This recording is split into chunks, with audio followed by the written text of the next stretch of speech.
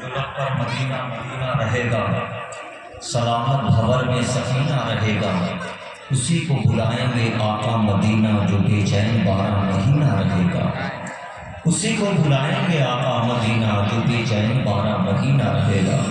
محترم محمد حسین صلی اللہ علیہ وسلم بالغ رسالت مآب صلی اللہ تعالیٰ علیہ وآلہ وسلم نے خراج عقیدت پیش کرنے کی سعادت حاصل کر رہے تھے۔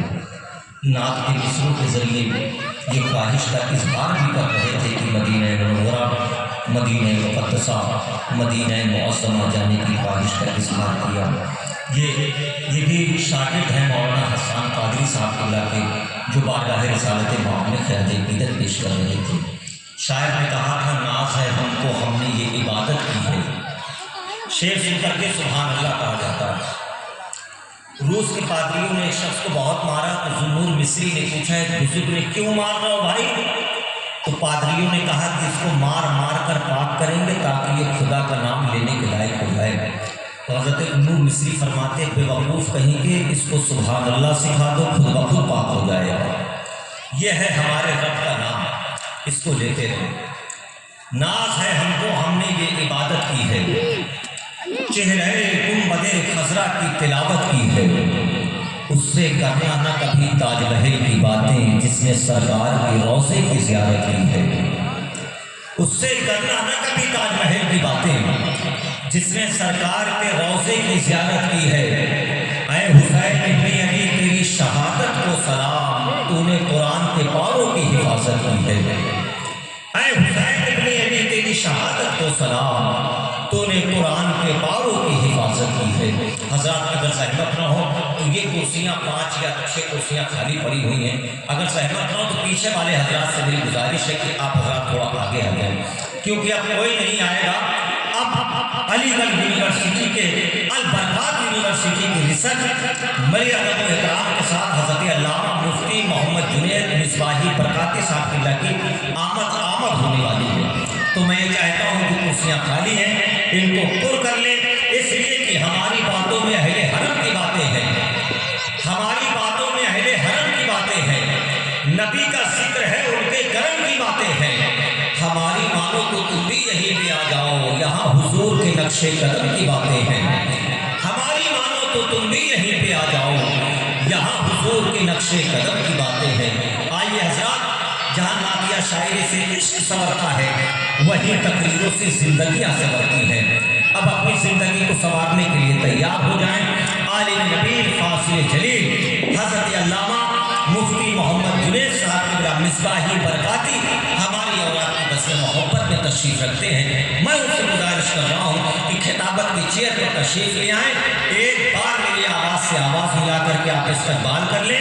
نعرہ تکبیر اور بیداری کا ثبوت فراہم کر دیں۔ اگر زحمت نہ ہو تو بھائی آپ لوگ بھی اٹھ کر کے آگے آ جائیں، آپ لوگوں سے گزارش ہے آگے آ جائیں، آگے آ جائیں، جو کرسیاں خالی ہیں ان کو پر کر لیں آپ حضرات۔ یہ جلسہ آپ کا اپنا جلسہ ہے، آپ ہی کو سبحان اللہ کہنا ہے، آپ ہی کو نعرہ لگانا ہے۔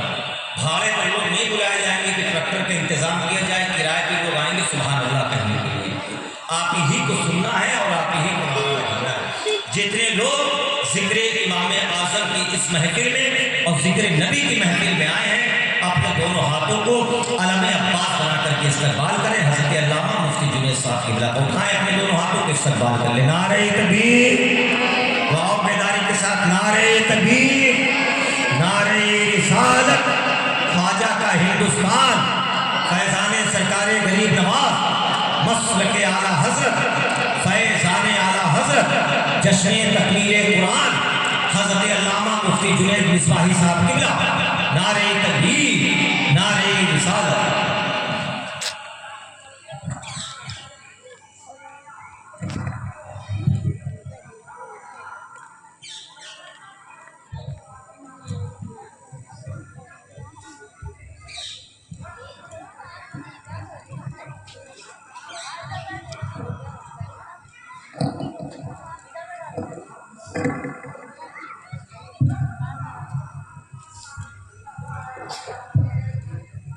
حضرات، مولانا حسان قادری صاحب کے اللہ نے جتنی لوگوں کو بلایا ہے الحمدللہ وہ تشریف لا رہے ہیں، آ رہے ہیں۔ کرسیاں کا جو انتظام کیا گیا ہے، بہت ساری کرسیاں خالی ہیں۔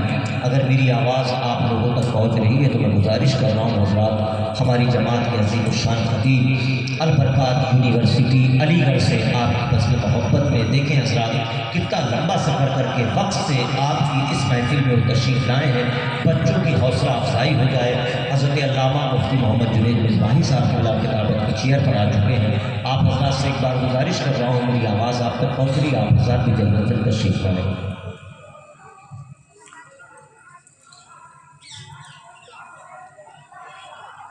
محفل نور میں تشریف فرما علماء کرام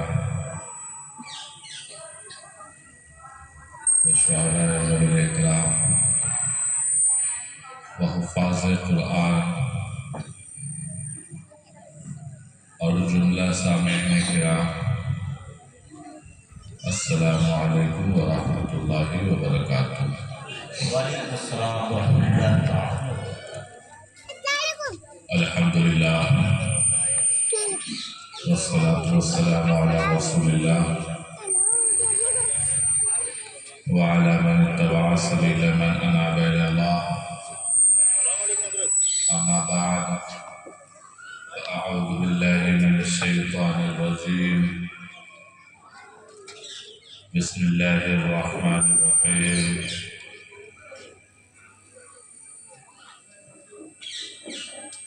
ذالک الکتاب لا ریب فیہ، صدق اللہ العظیم وبلغنا رسول النبی الکریم ونحن على ذلك لمن الشاهدين والشاکرین والحمد للہ رب العالمین۔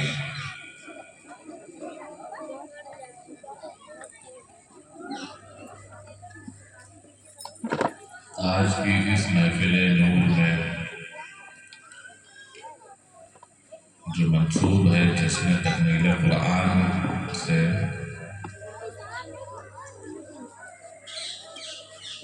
اس محفل میں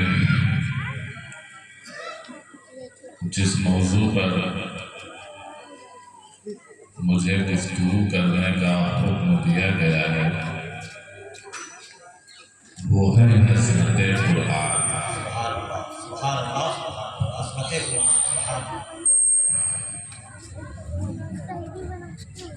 اپنے موضوع پر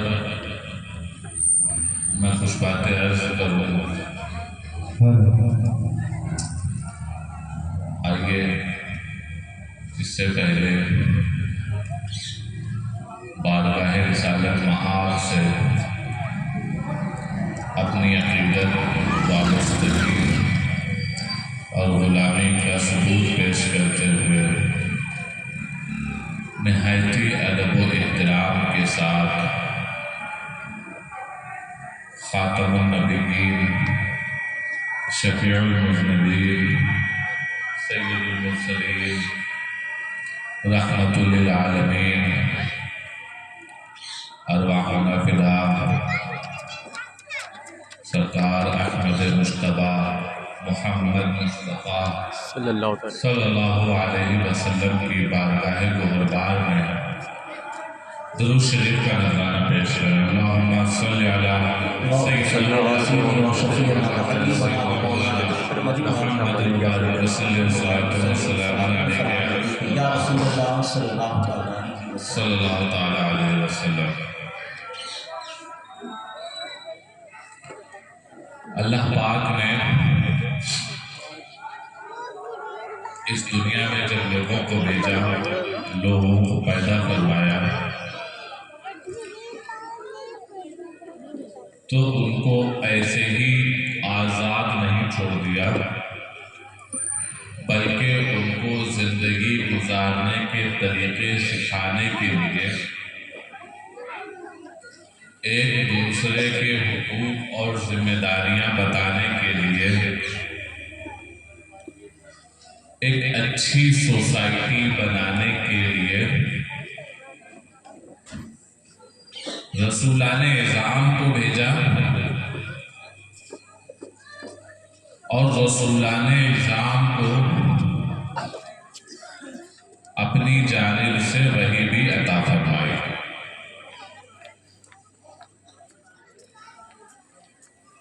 بہت سارے انبیاء کرام اس دنیا میں تشریف لائے، کم و بیش 1,24,000 کی تعداد عام طور سے بیان کی جاتی ہے، لیکن یہ حتمی تعداد نہیں ہے، یقینی تعداد نہیں ہے۔ پھر ان انبیاء کرام کو کتابیں عطا فرمائی گئی۔ کچھ کتابوں کے نام ہم جانتے ہیں، توریت ہم جانتے ہیں، زبور ہم جانتے ہیں، انجیل ہم جانتے ہیں، اور آخری کتاب قرآن مقدس ہم جانتے ہیں۔ اس کے علاوہ چھوٹی چھوٹی کتابیں جن کو صحیفہ کہا جاتا ہے، وہ بھی بہت سارے انبیاء کرام کو دیے گئے ہیں۔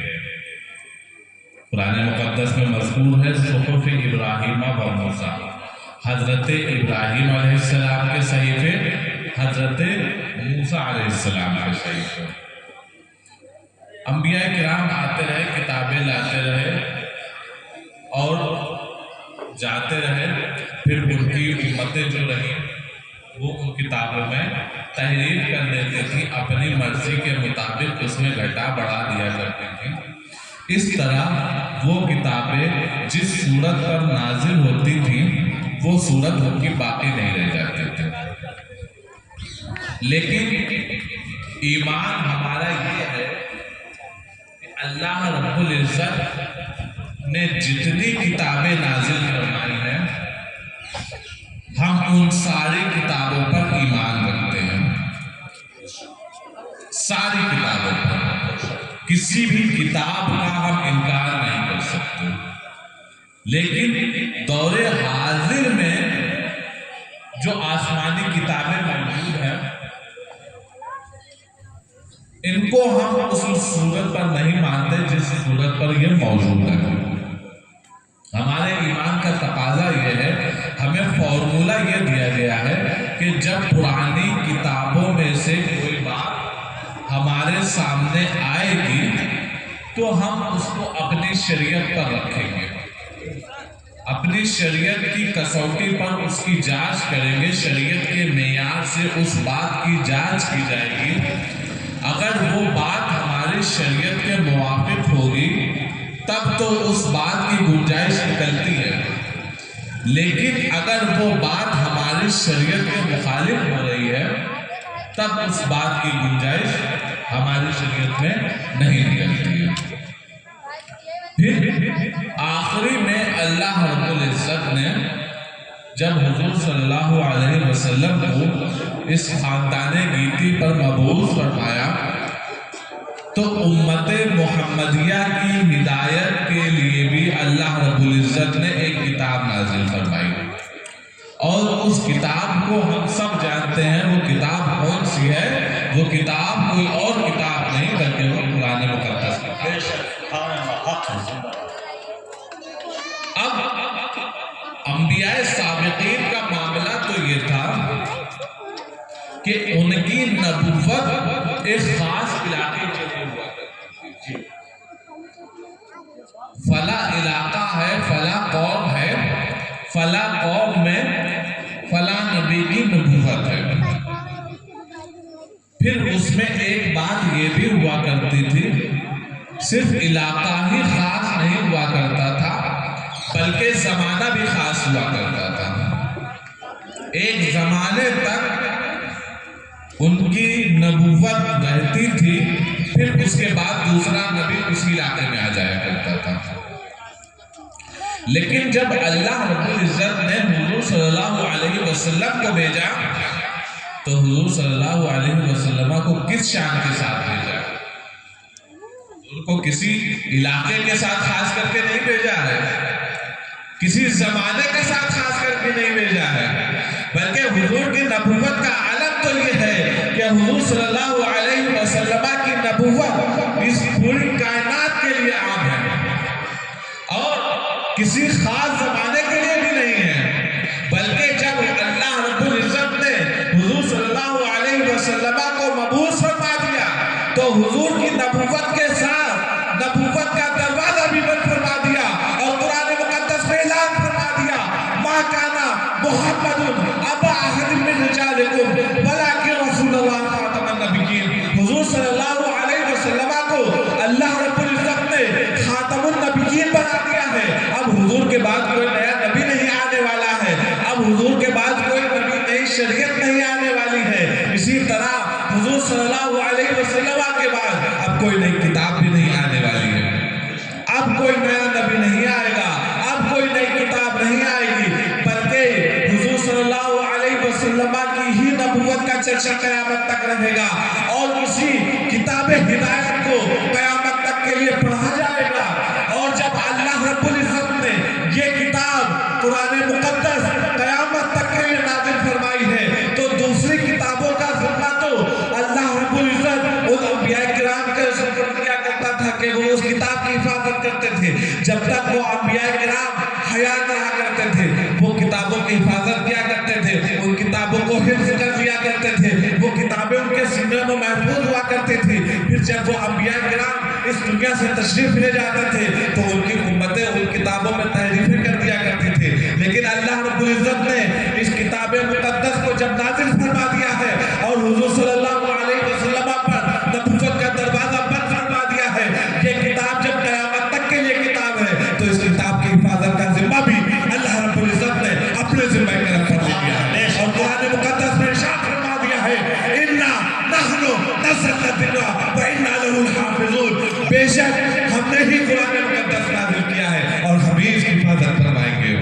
سبحان اللہ زندہ باد۔ اور اللہ رب العزت نے اس کتاب کی ایسی حفاظت فرمائی ہے کہ جب سے یہ کتاب نازل ہوئی ہے اس وقت سے لے کر آج بھی آپ قرآن مقدس کو پڑھیں گے تو آپ کو نظر آئے گا کہ جیسا قرآن صحابہ کرام پڑھا کرتے تھے ویسا ہی قرآن آج ہمارے بچے پڑھا۔ ایک حرف کا فرق نہیں ہے، ایک نقطے کا فرق نہیں ہے، ایک زبر کا فرق نہیں ہے، ایک تشدید کا فرق نہیں ہے، بعینہ ہی ویسا قرآن آج بھی محفوظ ہے، اور ایسا محفوظ ہے کہ پرانی کتابیں تو صرف انبیاء کرام کو حفظ ہوا کرتی تھیں، لیکن اس کتاب مقدس کو اللہ رب العزت نے امت محمدیہ کے بچے بچوں کے سینوں میں محفوظ کر دیا ہے۔ سبحان اللہ، نعرہ تکبیر، نعرہ رسالت، خواجہ کا ہندوستان، عصمت قرآن، جشن تکمیل قرآن، نعرہ تکبیر، نعرہ رسالت۔ ذرا غور تو کریں، تھوڑا تجزیہ تو کریں، کیا کوئی ایسا بچہ ملتا ہے جس کو اسکول کی کوئی کتاب جو اس نے 10 سال کی عمر میں یاد کی ہو اور وہ مر رہا ہو اور اس کو وہ پوری کتاب من یاد ہو؟ کوئی ایسی کتاب آپ کو نظر آ سکتی ہے؟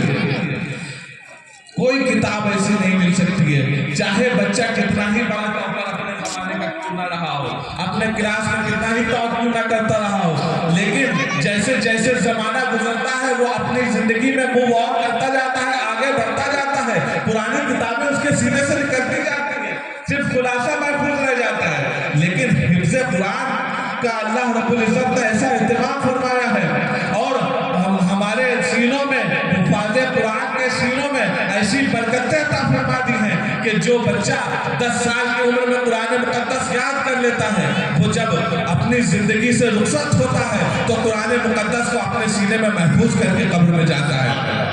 سبحان اللہ۔ اور جب قرآن مقدس کو کوئی بچہ محفوظ کر کے سینے میں قبر میں جاتا ہے تو معاملہ یہ ہوتا ہے قبر کا۔ قبر کے مسائل کتنے مشکل ترین ہوتے ہیں، آپ غور کیجئے، ہر انسان جب قبر میں جاتا ہے تو اس کو قبر دباتی ہے۔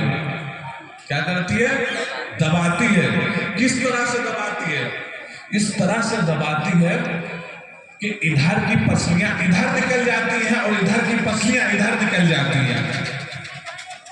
اب تھوڑا زمانہ گزرتا ہے، تھوڑا زمانہ گزرنے کے بعد کیا حال ہونا شروع ہوتا ہے؟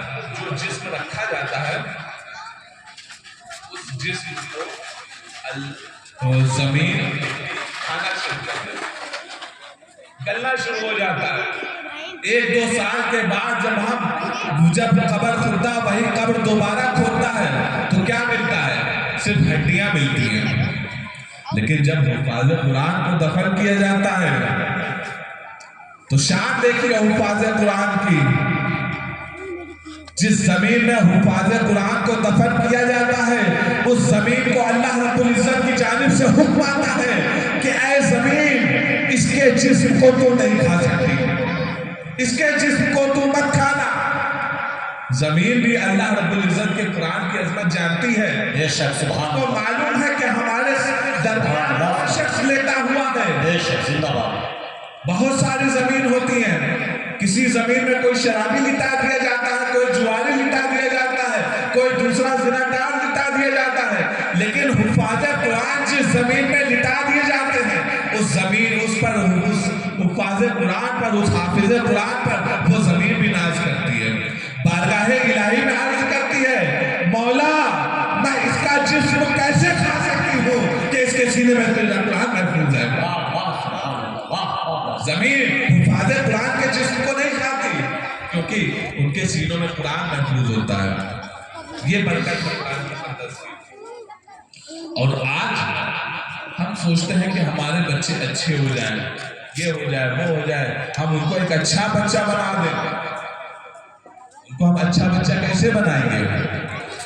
اپنے بچوں کو اچھا بچہ بنانے کا سب سے بہترین طریقہ یہ ہے کہ ہم اس کو قرآن پڑھانا شروع کر دیں. قرآن جن لوگوں نے اپنے بچوں کو پڑھا دیا ہے ان کی برکت یہ ہوگی، قرآن مقدس کی برکت یہ ہوگی کہ وہ بچے سوسائٹی میں اچھے بچے بنیں گے. اللہ رب العزت نے جب یہ قرآن نازل فرمایا ہے تو اس قرآن کی عظمت کو اللہ رب العزت نے بہت بڑھا دیا ہے. حضور صلی اللہ علیہ وسلم کا ارشاد ہے خیرکم من تعلم القرآن وعلمہ. تم میں بہترین لوگ وہ ہیں جو قرآن سیکھتے ہیں اور قرآن سکھاتے ہیں. سب سے بہترین اگر آپ اچھا بننا چاہتے ہیں، اپنے بچوں کو اچھا بنانا چاہتے ہیں تو ان کو تلاوت قرآن کے وظیفے میں لگا دیجئے، تلاوت قرآن کے مشغلے میں مشغول کر دیجئے. اور جب ہم یہ بات کرتے ہیں کہ آپ کے بچے قرآن پڑھ کر اچھے بچے بن جائیں گے تو اس کا مطلب ہرگز یہ نہیں ہوتا ہے کہ ہم صرف ان کو زبانی ناظرے سے قرآن پڑھانا سکھا دیں. یہ مطلب نہیں ہوتا بھائی صاحب. اگر آپ یہ مطلب سمجھ رہے ہیں کہ ہمارے بچے صرف ناظرہ قرآن پڑھ کر اچھے بچے بن جائیں گے تو آپ غلط فہمی میں مبتلا ہیں. برکت ملے گی، ثواب ملے گا، آپ کے گھر میں برکتیں آئیں گی، رحمتیں نازل ہوگی، لیکن قرآن کا اصل مزہ تو تب ہے جب اس کو سمجھ کر پڑھا جائے گا. بے شک سبحان اللہ سبحان اللہ. اور اس کی برکتیں بھی ایسی ہیں. حضور صلی اللہ علیہ وسلم نے ایک حدیث میں ارشاد فرمایا جس نے قرآن پڑھا اور اس پر عمل کیا اس کے حلال کو حلال جانا اور اس کے حرام کو حرام جانا تو اللہ رب العزت اس قرآن پڑھنے والے کے والدین کو قیامت کے دن ایک ایسا تاج عطا فرمائے گا، ایسا چمکدار تاج عطا فرمائے گا جس کی چمک کے آگے سورج اور چاند کی چمک پھیکی پڑ جائے گی. صرف کس چیز کی برکت ہے؟ یہ قرآن پڑھنے کی برکت ہے، قرآن یاد کرنے کی برکت ہے، اور قرآن کے حلال کو حلال جاننے، قرآن کے حرام کو حرام جاننے کی برکت ہے، قرآن پر عمل کرنے کی برکت یہ ہے. جب برکت یہ حاصل ہوگی کہ جب حشر ہوگا تو حشر کے دن والدین بچے کے ساتھ تو جو سلوک کیا جائے گا وہ الگ ہے، لیکن اس بچے کے والدین جنہوں نے بچے کو تیار کیا تھا، بچے کو قرآن پڑھنے کے لیے بھیجا تھا، اس بچے کے والدین کو اللہ رب العزت اس طرح کا تاج عطا فرمائے گا. اور قرآن کو پڑھنا، قرآن کو سکھانا یہ کوئی آسان بات نہیں ہوا کرتی ہے. بہت مشکل وظیفہ ہے، بہت مشکل مشغلہ ہے. آپ غور تو کیجئے، ایک نقطے کا فرق ہو جاتا ہے، ایک زبر زیر کا فرق ہو جاتا ہے، بچے کو پھر سے یاد کرنا پڑتا ہے، پھر سے دہراتا ہے. سبق کا پارا چل رہا ہے، کئی کئی چیزوں پر بیک وقت نظر رکھنی ہوتی ہے، اس کو آگے بھی بڑھنا ہے، سبق بھی اپنا یاد کرنا ہے. پھر اسی کے ساتھ جس سبق کا پارا ہے، جو سبق کا پارا जिस पारे में उसका सबक चल रहा है उस पारे को भी उसको महफूज रखना है। फिर पिछले जो पारे हो चुके हैं उन पारों को भी बच्चे को सुनाना है। इतना लोड लेकर बच्चा जब चलता है, इतनी जिम्मेदारियां जब बच्चा उठाता है, जब उसके वालिदैन इस कदर जिम्मेदारियां उठाते हैं, तब कहीं कोई बच्चा जाकर हाफिज कुरान बनता है, तब कहीं कोई बच्चा जाकर अपने सीने में कुरान महफूज कर पाता है। और जब वो कुरान मुक़द्दस महफूज कर लेता है तो उसकी बरकत ये होती है कि हुज़ूर सल्लल्लाहु अलैहि वसल्लम ने एक हदीस में इरशाद फरमाया कि क़यामत के दिन जो हुफ़ाज़े कुरान होंगे वो मुक़द्दस फरिश्तों की जमात में होंगे। अल्लाह रब्बुल इज़्ज़त उनका बेहतरीन फरिश्तों के दरमियान हश्र फरमाएगा।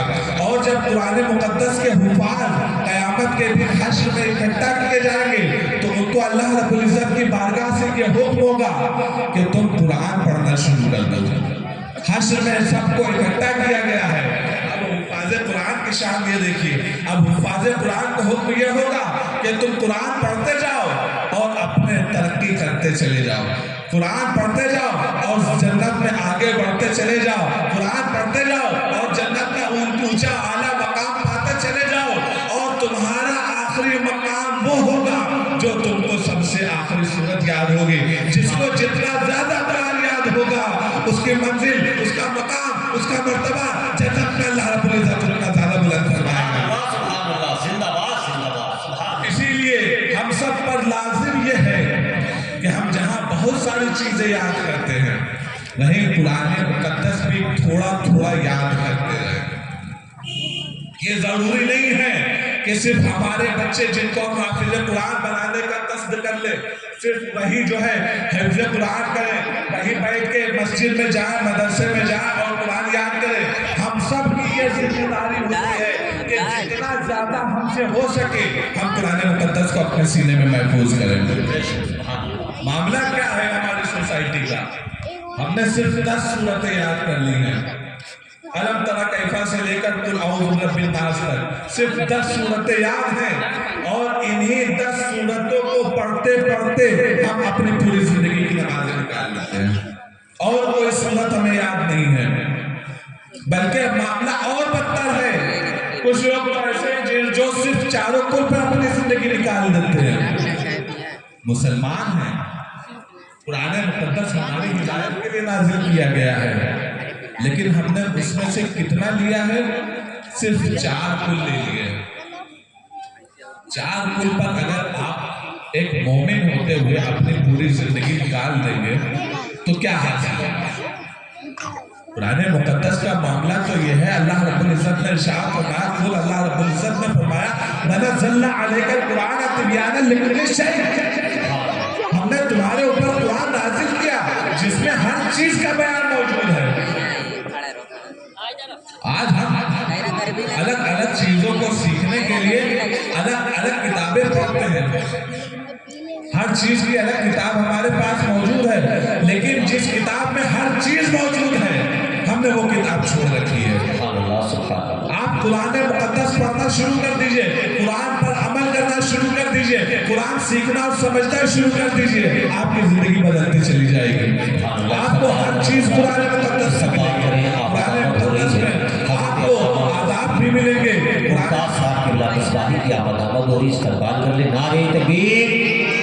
नारे रिसालत, ख्वाजा का हिंदुस्तान, मशरक़ आला हज़रत, उलमाए अहले सुन्नत। आज की इस अज़ीम शान बज़्म के सदर इजलास हज़रत अल्लामा मुफ्ती मुमताज़ साहब क़िबला की आमद हो रही है। उलमाए अहले सुन्नत हज़रत अल्लामा मुफ्ती मुमताज़ आलम साहब क़िबला मिसबाही, नारे तकबीर, नारे रिसालत। दरूद शरीफ पढ़िए, अल्लाहुम्मा सल्लि अला सय्यिदिना मौलाना मुहम्मद व अला आलि सय्यिदिना मौलाना मुहम्मद व बारिक वसल्लम सल्लल्लाहु अलैहि वसल्लम। मैं अर्ज ये कर रहा था कि कुरान मुक़द्दस को अपनी जिंदगी के लिए नमूना बना लीजिए। कुरान मुक़द्दस को पढ़िए, उसको समझिए, कुरान की रूह को अपने सीनों में महफूज करने की कोशिश कीजिए। जब आप कुरान मुक़द्दस पढ़ना शुरू कर देंगे तो आप 1 महीना कुरान मुक़द्दस की तिलावत करें और फिर उसके बाद अपनी ज़िंदगी में गौर कीजिएगा तो आपको पहले कैसी थी और बाद में कुरान की तिलावत के बाद कैसी। चेंज आ जाएगा आपकी जिंदगी में, तब्दीली आपकी जिंदगी में आ जाएगी, आपका लाइफ स्टाइल बदल जाएगा। आपको ये समझ में आ जाएगा कि बड़ों के साथ कैसा सलूक करना है, बच्चों के साथ कैसा सलूक करना है, तिजारत कैसे करनी है, बीवी बच्चों के साथ कैसे रहना है, हर तरह का मामला करने का आपको शूर और सलीका आ जाएगा सिर्फ कुरान मुकद्दस की तिलावत करके। और कुरान मुकद्दस की जब आप तिलावत करना शुरू कर देंगे तो आपको कुरान मुकद्दस याद भी होने लग जाएगा। कुरान मुकद्दस ऐसी किताब है कि जब तक हम इस किताब से वाबस्ता रहेंगे हमारी जिंदगी सजती संवरती रहेगी, और जैसे ही हम इस किताब को ताकों पर सजा कर रख देंगे हमारी जिंदगी पीछे की जानिब जाने लग जाएगी। हुजूर सल्लल्लाहु अलैहि वसल्लम ने इरशाद फरमाया, मैं तुम में दो भारी चीजें छोड़कर जा रहा हूँ, अगर तुम इनको मजबूती से थामे रहोगे तो हरगिज कभी गुमराह ना होगे।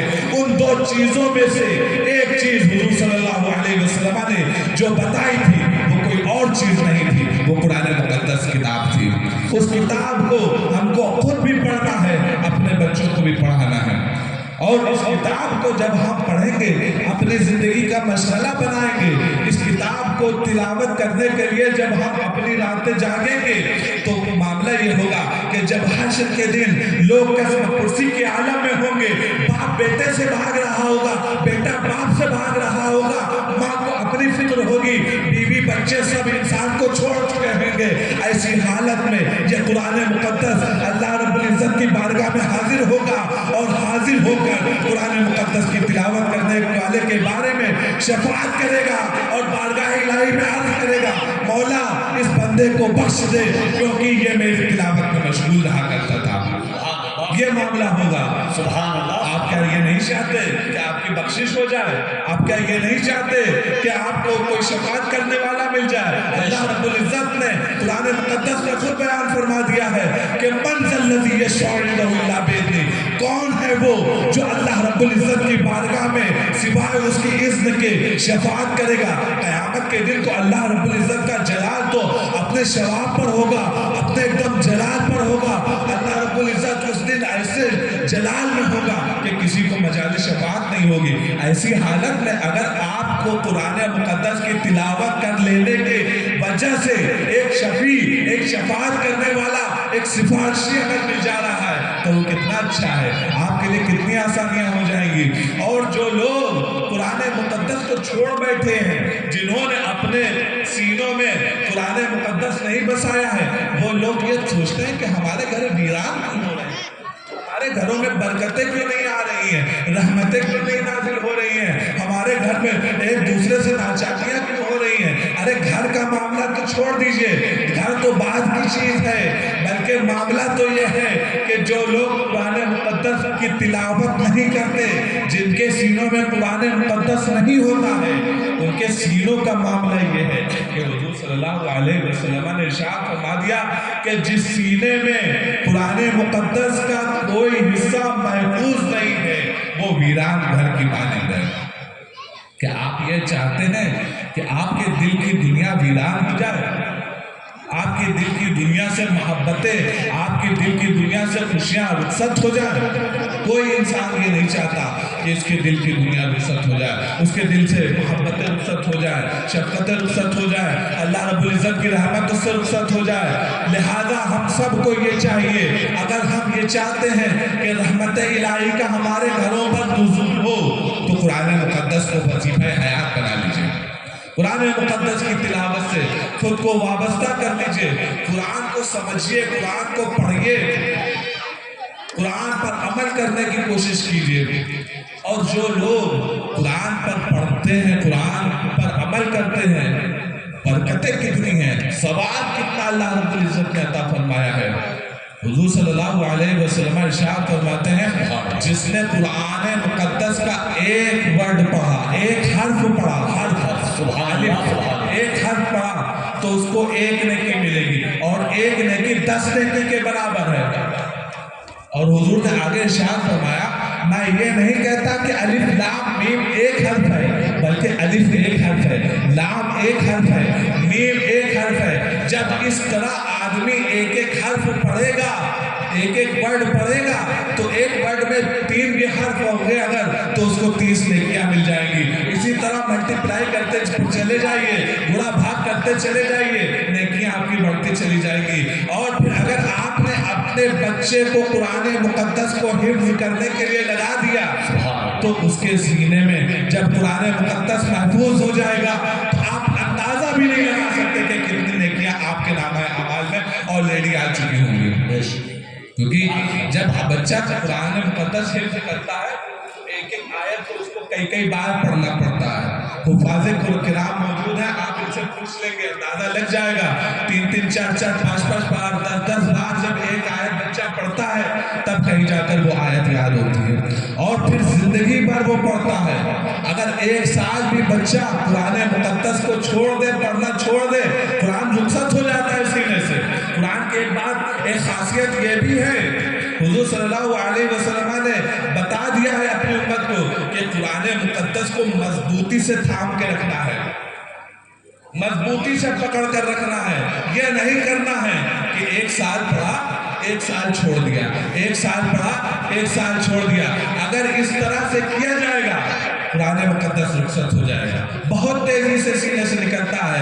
अहादीस में तो ये आता है, जैसे ऊंट भागता है वैसे ही कुरान मुकद्दस सीने से निकल जाता है, अगर उसको छोड़ दिया जाए, अगर उसकी तिलावत छोड़ दी जाए।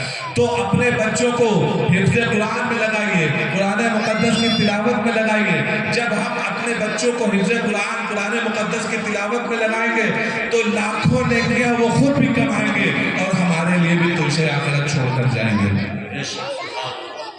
हम इस दुनिया में आते हैं, जब तक हमारी जिंदगी होती है, अल्लाह रब्बुल इज्जत जब तक हमें जिंदगी अता फरमाता है, हम नेकियां करते हैं, नमाज पढ़ते हैं जितनी तौफीक होती है, रोज़ा रखते हैं जितनी तौफीक होती है, दीगर इबादत करते हैं, सदक़ात व खैरात करते हैं जितनी तौफीक होती है। लेकिन एक टाइम सबकी जिंदगी में ये आता है ना कि अब खत्म, अब इस बंदे को ले जाकर कब्र के सुपुर्द कर दिया जाएगा।